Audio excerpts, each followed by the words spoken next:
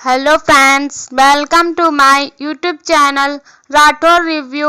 Anupama upcoming episode की update आपके लिए लेकर आई हूँ। मोटिवा अनुपमा से पूछती है कि वह आखिर कहना क्या चाह रही है।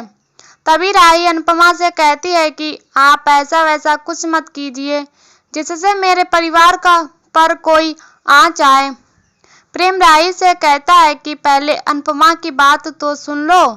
तभी अनुपमा पंखुड़ी की फोटो सबको दिखाती है। सभी हैरान होते हैं और प्रेम पूछता है कि यह कौन है। अनुपमा कहती है कि पराग जी जानते हैं ये कौन है। पराग बताता है कि ये मेरे और अनिल की बहन पंखुड़ी है। यह सुनकर सभी हैरान हो जाते हैं। ख्याति हैरान होकर पूछती है कि क्या आपकी कोई बहन भी है। प्रेम कहता है कि आपने हमें पहले क्यों नहीं बताया। ख्याति कहती है कि हमने इनको कभी पुरानी फैमिली फोटो में भी नहीं देखा। मीता कहती है कि अगर बहन है तो इसमें छुपाने वाली क्या बात है। तभी राही अनुपमा से कहती है कि पापा की बहन है या नहीं इससे आपको क्या लेना देना है, आप यहाँ क्यों आई हो। तभी पराग बताता है कि इसकी वजह राघव है। सभी चौंक जाते हैं। पराग सबके सामने राघव और पंखुड़ी के रिश्ते का खुलासा करता है। पूरा परिवार हैरान रह जाता है जब उन्हें पता चलता है कि राघव ने पंखुड़ी की हत्या कर दी थी। ख्याति पराग पर गुस्सा करती है कि उसने पंखुड़ी के सच को अब तक क्यों छुपाए रखा। वह अनुपमा से भी पूछती है कि उसे यह सच कैसे पता चला। अनुपमा बताती है कि राघव ने उसे बताया था, लेकिन उसने शुरू में विश्वास नहीं किया था। बाद में जब उसने सच का पता लगाया तो वह यहाँ आई है। प्रेम पराग से सवाल करता है कि आखिर पंखुड़ी के साथ हुआ क्या था। पराग बताता है कि राघव उसके ऑफिस में काम करता था। जब पंखुड़ी ने राघव से शादी कर ली थी तो उन्होंने उससे सारे रिश्ते तोड़ दिए थे। पराग आगे कहता है कि पंखुड़ी अक्सर कॉल करके बताती थी कि राघव उसके साथ मारपीट करता है।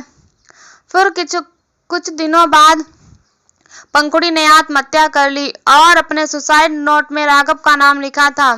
मोटी अनुपमा से कहती है कि वह उनका परिवार तोड़ने की कोशिश बंद कर दे। वह कहती है कि उन्होंने पंखुड़ी का सच अपने परिवार को बचाने के लिए छुपाया था। अनुपमा मोटिवा से कहती है कि मैं मानती हूँ कि आपने जो किया अपने परिवार के लिए किया, लेकिन क्या आपने यह जानने की कोशिश करी कि पंखुड़ी सच बोल रही है या नहीं। क्या राघव सच में उसे मारता था।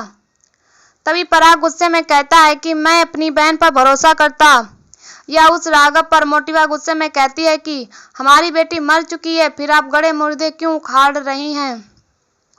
राघव को उसके कर्मों की सजा मिली है, फिर भी आपको उसकी आरती उतारनी है तो उतारिए, लेकिन हमारे घर आकर तमाशा मत कीजिए।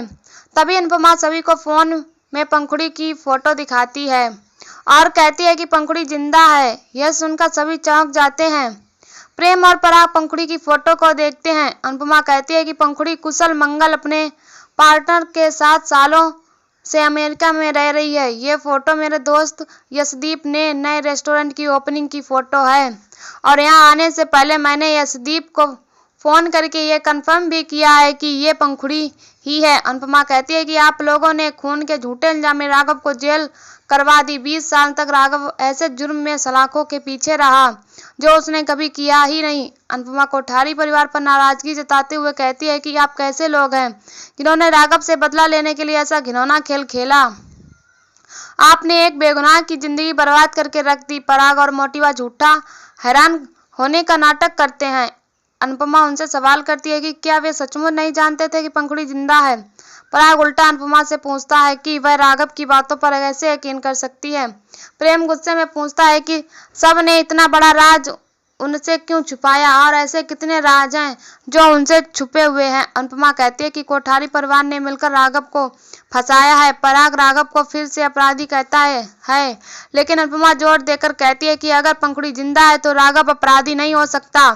इसी बीच मोटिवा चालाकी से राही के दिमाग में जहर भरने की कोशिश करती है और यह विश्वास दिलाती है कि उन्हें पंखुड़ी के जिंदा होने के बारे में पता नहीं था।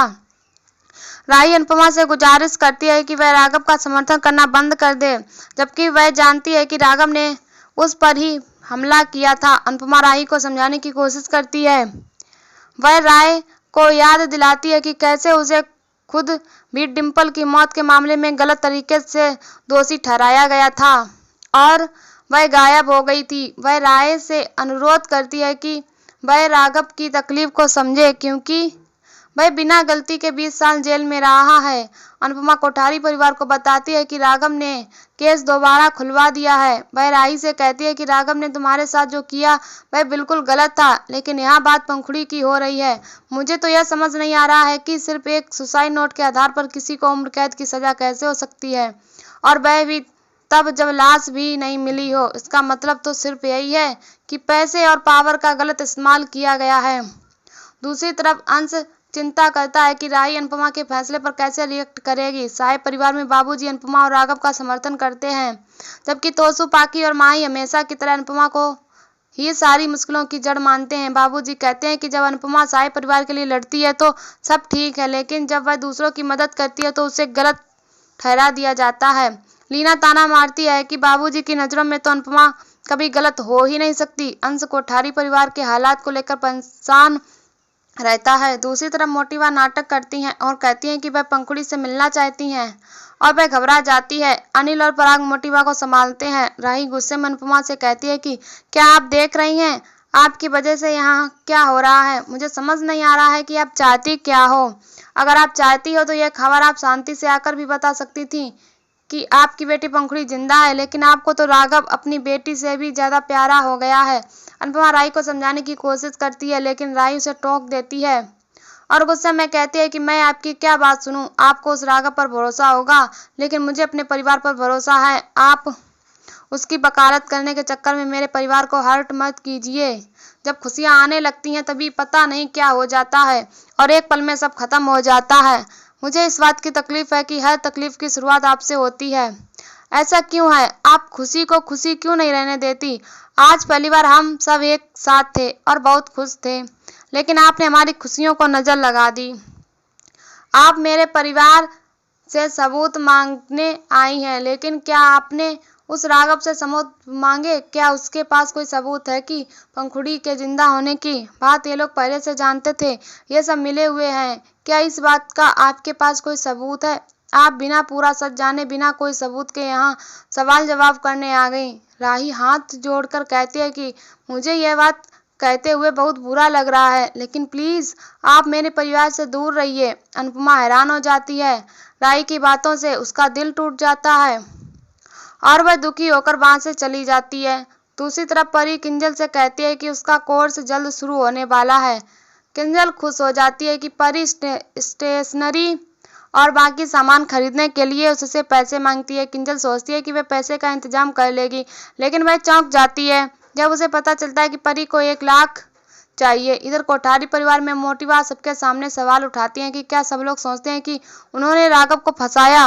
राही पूरे विश्वास से मोटिवा का समर्थन करती हैं और कहती हैं कि वह कभी गलत नहीं हो सकती। मोटिवा फिर से अनुपमा को दोष देती हैं। राही पूरी तरह से मोटिवा पर भरोसा करती है और मानती है कि अनुपमा गलत है। पराग पंखुड़ी को वापस लाने का फैसला करता है, लेकिन मोटिवा साफ कहती है कि वह पंखुड़ी का चेहरा भी नहीं देखना चाहती। राही मोटिवा और पराग का समर्थन करती हैं। पराग राही को उनको समझाने के लिए और उन पर भरोसा करने के लिए धन्यवाद कहता है। प्रेम को अनुपमा की चिंता होती है और वह उसके लिए भगवान से प्रार्थना करता है। दूसरी तरफ अनुपमा परेशान होकर जा रही होती है और राही मोटिवा की बातों को याद करके दुखी होती है। अनुपमा पार्क में जाकर बैठती है। तभी एक बच्चा कान्हा जी की वेशभूषा में आता है और अपने नाटक के डायलॉग याद करते हुए बोलता है कि मुझ पर भरोसा रखना, मैं तुम्हें अंधकार में भी रास्ता दिखाऊंगा। अनुपमा उसे भगवान का संकेत मानती है और भगवान को धन्यवाद करती है। वह भगवान से उसकी मदद के लिए प्रार्थना करती है और इसी के साथ एपिसोड खत्म हो जाता है। अगले एपिसोड में देखने को मिलेगा कि मोटिवा गौतम से कहते हैं कि वह पैसा और पावर का पूरा इस्तेमाल करके राघव के केस को बंद करवाएं। गौतम पुलिस लेकर सहाय हाउस आता है और किंजल के बारे में बताता है कि उसने कंपनी के लॉकर से पैसे चुराए हैं। तोसू गौतम के पैरों में गिरकर उससे रहम की गुजारिश करता है। गौतम शर्त रखता है कि अगर वे किंजल को बचाना चाहते हैं तो अनुपमा राघव को केस वापस लेने के लिए मनाए। यहीं पर एपिसोड खत्म हो जाता है। ऐसी वीडियो देखने के लिए राठौर रिव्यू चैनल को सब्सक्राइब करें एंड वीडियो को लाइक करें। तब तक के लिए बाय बाय।